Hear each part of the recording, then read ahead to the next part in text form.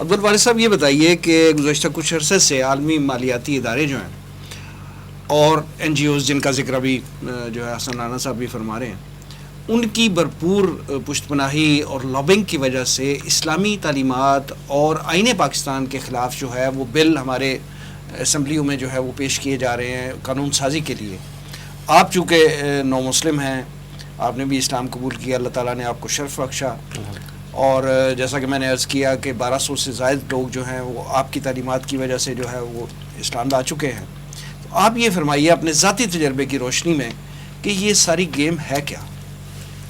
اصل میں یہ محض ایک پروپیگنڈا ہے، اس کے علاوہ اور کچھ بھی نہیں ہے کہ پاکستان میں جبراً تبدیلی مذہب کو لے کے محض ایک پروپیگنڈا کیا جا رہا ہے، اس کے علاوہ اس کی کوئی حقیقت نہیں ہے. اگر آپ دیکھتے ہیں کہ اسلام کا مزاج کیا ہے، اسلام کی تعلیمات کیا ہیں، تو اسلام کی تعلیمات جو دعوت و تبلیغ کو لے کے ہیں، اس کا ایک بنیادی عنصر ہے لا اکراہ فی الدین، کہ نہ جبراً اسلام میں کسی کو داخل کیا جا سکتا ہے اور نہ اس سے کسی کو خارج کیا جا سکتا ہے.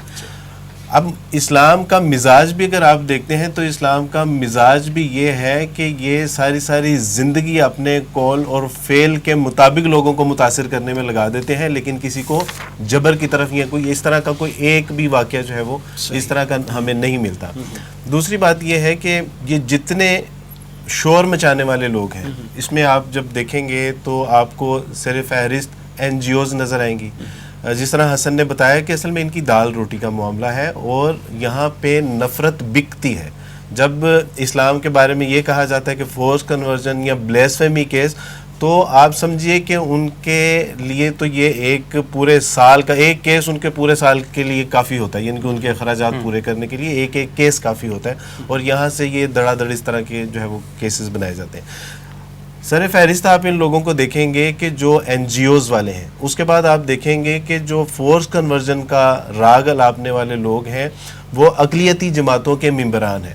اس کے بعد آپ دیکھیں گے ان کے مذہبی رہنما ہیں، جو اقلیتی جماعتوں کے مذہبی رہنما ہیں وہ ہیں.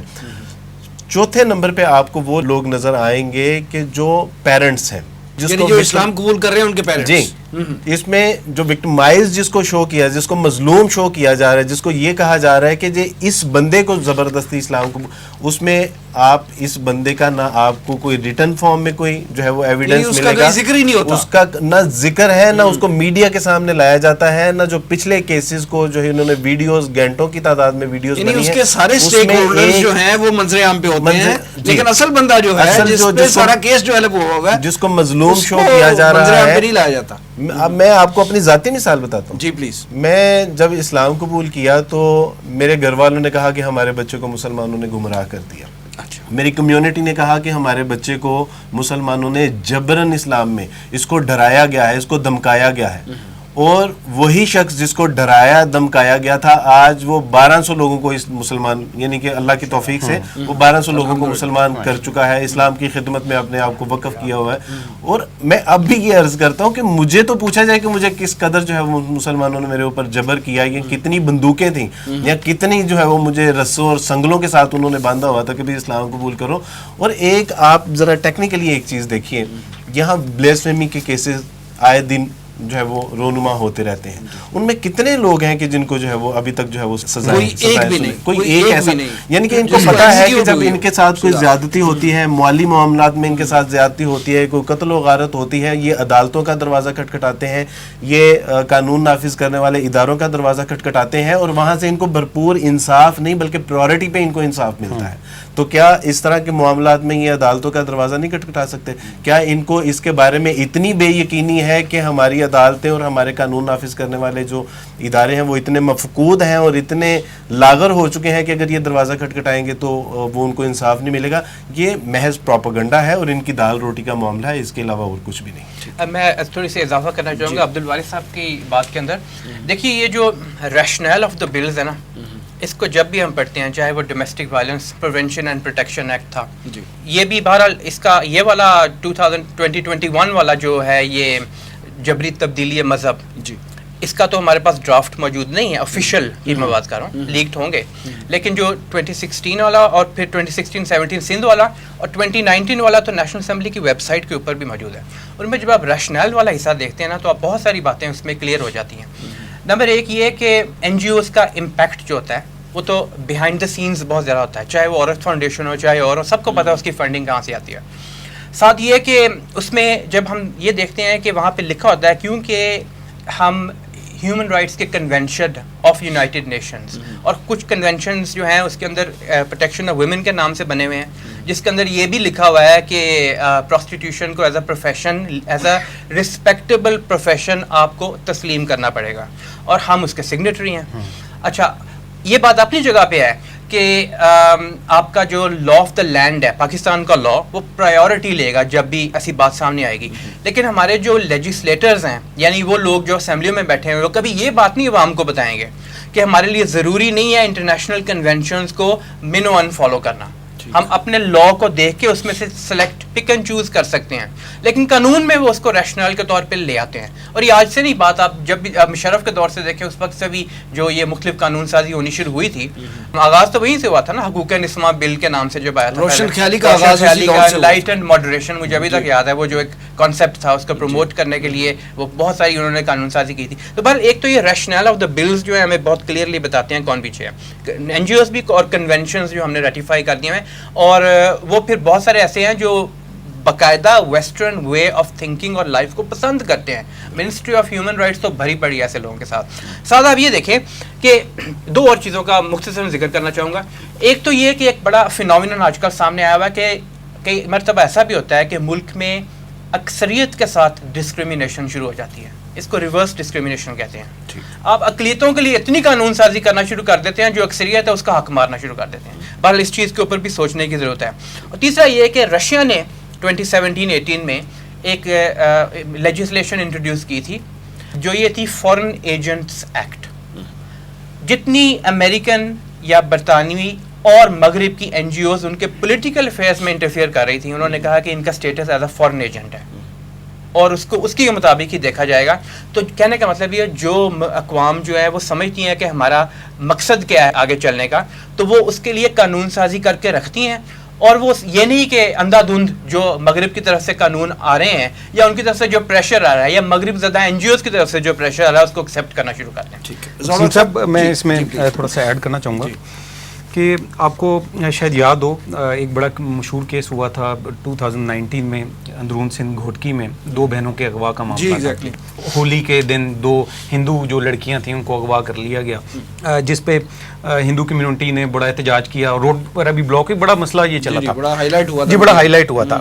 تو اس میں کوٹ کرنا چاہوں گا, بلکہ یہ بی بی سی نے ہی رپورٹ کیا, اور میں یعنی ایک ہم یہ دیکھنا چاہتے ہیں کہ ایک تو اس میں ہم ایک فیکٹرز اور اس کو بھی نہیں ہم اگنور کر سکتے, وہ میڈیا کا ہے. جو انٹرنیشنل میڈیا اس کو کیسے پروجیکٹ کرتا ہے, ٹھیک ہے, یعنی وہ چیز سامنے لے کے آتا ہے جو پرسپیکٹو اس کا ہو, ٹھیک ہے, ہمیں وہ دکھانا چاہتا ہے, ٹھیک ہے. اب بی بی سی کہتا ہے کہ اس خبر کے بارے میں اسلام کے خلاف جانے والی ہر بات کو ہائی لائٹ کرے گا, جی وہ ہائی لائٹ کرے گا. اب آپ یہ دیکھیں کہ یہ بڑا مشہور کیس ہوا, ٹھیک ہے, وہ بی بی سی اس کو کوٹ کر رہا ہے, ہولی 9 عمر لڑکیوں کے مبینہ اغوا پر ہندو برادری کا دھرنا. وہ کہتے ہیں اس نے یہ اس کو خبر کو جو ہے وہ اس طریقے سے دیا. آپ یہ دیکھیں کہ یہ خبر جو تھی, یہ جو کیس تھا, یہ جسٹس اطہر من اللہ صاحب نے اس کو سنا, اور سارے اس میں انہوں نے ریمارکس جو دیے ہیں, میں سمجھتا ہوں کہ یہ یعنی یہ ہر این جی او کو بھی سن لینے چاہیے بڑے کان کھول کے, اور یہ این جی او زدہ جو لوگ ہیں ان کو بھی دیکھنا چاہیے, اور جو لوگ ان کے پروپیگنڈے سے امپریس ہیں ان کو بھی یہ دیکھنا چاہیے. اس میں انہوں نے 2-3 پوائنٹس بس میں جلدی آپ کو یہ سنانا چاہوں گا جو انہوں نے لکھا. وہ کہتے ہیں کہ جی عدالت نے ریمارکس دیے کہ لڑکیوں کے بیان کے بعد اس تمام کارروائی کی کوئی ضرورت نہیں تھی. لڑکیوں نے وہاں آ کر عدالت میں یہ بیان دیا کہ جناب ہم اپنی مرضی سے مسلمان ہوئی ہیں, ہمیں کسی نے کوئی اغوا نہیں کیا, نہ اغوا کیا, نہ جبری طور پر ہمارے مذہب کو چینج کیا گیا. عدالت میں آ کے انہوں نے بیان دے دیا, ٹھیک ہو گیا. یہ میرے پاس اور بھی کیسز ہیں, میں ابھی صرف ایک کا ذکر کر رہا ہوں. وہ کہتے ہیں عدالت نے ریمارکس دیے کہ لڑکیوں کے بیان کے بعد اس تمام کارروائی کی کوئی ضرورت نہیں تھی. یہ جج کے ریمارکس ہیں. کہتے ہیں انکوائری اس لیے کرائی گئی کہ والدین کی تسلی ہو جائے. معاملے کی حساسیت کو دیکھتے ہوئے انکوائری کا حکم دیا. انکوائری اس لیے کرائے گی کہ دنیا جان لے پاکستان میں اقلیتوں کے حقوق محفوظ ہیں. مجھے بتائیں کہ اس سے بڑی سٹیٹمنٹ کیا ہوگی. دیکھیں ہم نے اپنے آپ کو پیش کر دیا. جسٹس صاحب یہ کہتے ہیں کہ اس کیس کے اندر کوئی ایسی چیز نہیں تھی. دیکھیں جب ایک 18 سال سے اوپر کی ایج ہے آپ کو یہ اجازت ہے کہ آپ شادی کر سکتے ہیں, ٹھیک ہے, آپ نے اپنی مرضی سے اپنے مذہب تبدیل کیا, آپ نے مرضی سے شادی کی, جو کہ کوئی بھی کر سکتا ہے, اس کا کوئی بھی مذہب ہو. اس کے بعد اس کو عدالت اگر بلاتی ہے اس سے پوچھ سکتی ہے کہ آپ نے شادی کیوں کی ہے. عدالت دیکھیں اس کو بلائے گی تو اسے یہ پوچھے گی آپ نے شادی کیوں کی ہے. عدالت تو یہ پوچھ ہی نہیں سکتی کہ آپ نے اس بندے سے یا اس عورت نے اس سے کیوں شادی کی ہے. انہوں نے کہا ہم نے ان کو بلایا اس لیے بلایا تاکہ یہ دنیا کے اوپر واضح ہو جائے کہ پاکستان میں اقلیتیں جو وہ محفوظ ہیں. اور یہ تمام تر جو بڑے جو ہماری جو نیوز ایجنسیز ہیں انہوں نے یہ خبریں جو ہیں وہ کوٹ کی ہیں. اس میں آپ دیکھیے وسیم بھائی کہ اس بل کی جو بنیاد ہے وہ بنیاد کس بات کو بنایا جا رہا ہے, انسانی حقوق کے حوالے سے. یعنی اس سے ہمیں یہ بھی ایک خدشہ لاحق ہو رہا ہے اور یوں لگتا ہے کہ جیسے اسلامی یعنی انسانی حقوق کی دھجیاں بکھیری جا رہی ہیں اس بل کے تناظر میں. ایک بچہ ہے جو 13 سال کا ہے اور اس کو یعنی ینگسٹ بوائے ہے اور اس کو پی ایچ ڈی ڈاکٹر ہے اور اس کو پی ایچ ڈی ڈگری جو ہے وہ دی گئی ہے, اس کی تھیوری کا ایکسیپٹ کیا گیا ہے اور اس کو یہ اجازت دی گئی ہے کہ آپ ایجوکیٹ کر سکتے ہیں. اور اگر ایک بچہ ہے اور وہ 17 سال کی عمر میں اسلام قبول کرنا چاہتا ہے تو آپ اسلام قبول کرنے کی اس کو جو ہے وہ سند کیوں نہیں جاری کر. یہ انسانی حقوق کی تذلیل نہیں ہے.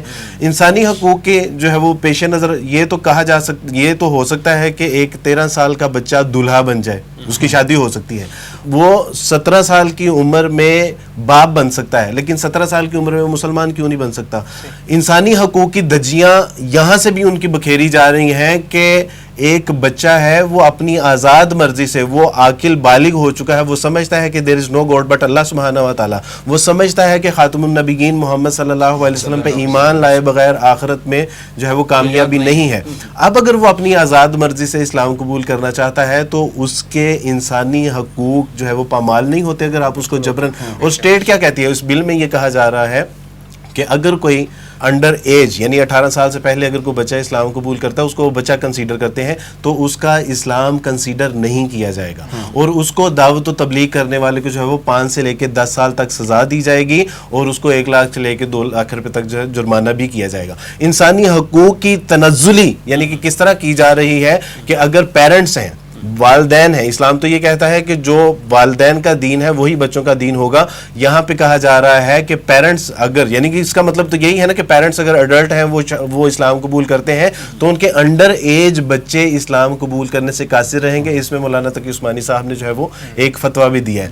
دوسرا, اس بل میں چند ایک اور چیزیں بڑی اہم ہیں کہ 7 دن کے اندر اگر ہم کہتے ہیں کہ جی اگر کوئی شخص اسلام قبول کرنا چاہتا ہے اور اس کو 7 دن کے اندر جو ہے وہ ایڈیشنل سیشن جج جو ہے وہ اس کا انٹرویو لیں گے اور اس کے بعد یہ فیصلہ کریں گے کہ 90 دن یہ کمپیریٹیو اسٹڈی کریں گے یا کہ ان کو سند جاری کرنی ہے. ان 7 دنوں کے اندر اس کو اگر موت آ جاتی ہے تو اس کی ذمہ دار کون ہوگی؟ کیا اسٹیٹ اس کی رسپانسبلٹی لے گی؟ کیا حکومت یا اس کے جو ہے وہ جج صاحب ذمہ دار ہوں گے؟ کون ہوں گے؟ اس کے علاوہ یہ بتایا گیا ہے کہ جو شخص اسلام قبول کرنے والا ہے نہ صرف اس کو جو ہے وہ 90 دن کے لیے کمپیریٹیو ریلیجن کی اسٹڈی کروائی جائے گی بلکہ ان کے مذہبی رہنماؤں سے بھی ان کی ملاقات کروائی جائے گی اور ان کے گھر والوں کو بھی obviously جو ہے وہ انفارم ہو جائے گا کہ یہ اسلام. اس کے بعد آپ مجھے بتائیے کہ کون شخص, یعنی کہ ہم جو انڈیپینڈنٹ لوگ ہوتے ہیں, عاقل بالغ سمجھدار, اسکول کالج یونیورسٹیاں, اس کے بعد بزنس, ہم بھی اسلام یعنی فیملی پریشر اور سوسائٹی کے پریشر اور اپنے مذہبی جو ایک ریلیجس پرسنز ہوتے ہیں ان کے پریشر سے ڈرتے ہیں